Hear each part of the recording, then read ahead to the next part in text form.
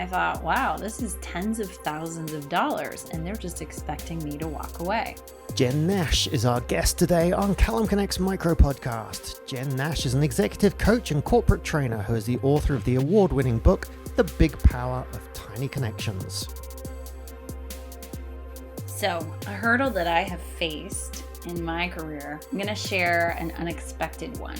I was a very high-level consultant, and I worked at one of the top 100 ad agencies in the world, and you don't get pay stubs in the mail. It's all electronic, and you have to log in and look at it, and to be honest, I never did. And I was going through some family stuff. My mom was very ill, so I'll admit I wasn't paying attention until about a year after my employment, when there was a little slip up and they sent me a pay stub in the mail. And oh look, the hourly rate that was noted on the pay stub was considerably less than what we'd agreed. So I followed up with HR and started to go through the ranks, and it was really interesting. Their attitude was, you should have noticed it sooner. They really didn't care. And I thought, wow, this is tens of thousands of dollars, and they're just expecting me to walk away. So as a business owner and an entrepreneur, and a consultant, I realized that I had to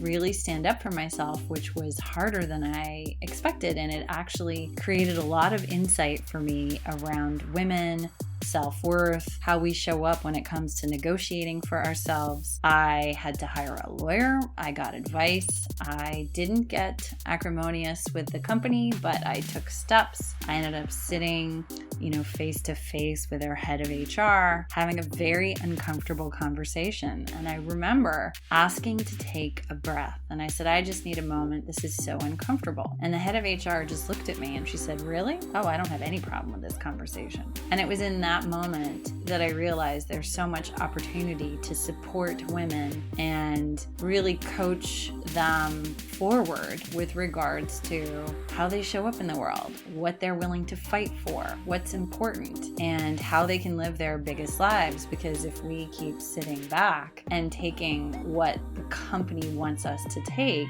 we are not going to be able to live our best lives.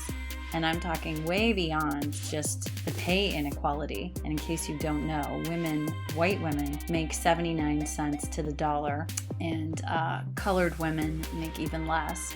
People of color make even less. And it's a fascinating thing to think about all the ways we don't stand up for ourselves in corporate America and in entrepreneurial situations. And these little moments, they add up, and the dollar value really adds up. So I am very glad that I took the steps, and it took about 2.5 months.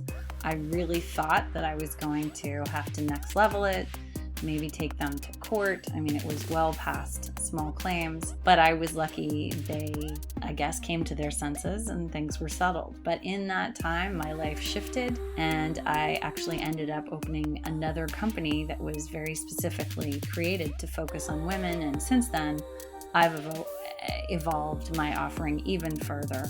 And it really is about supporting people leaning into their passion and their happiness. If you enjoyed this podcast and would like to find more inspiring information about entrepreneurs around the world doing incredible things, make your way to enterprisezone.cc.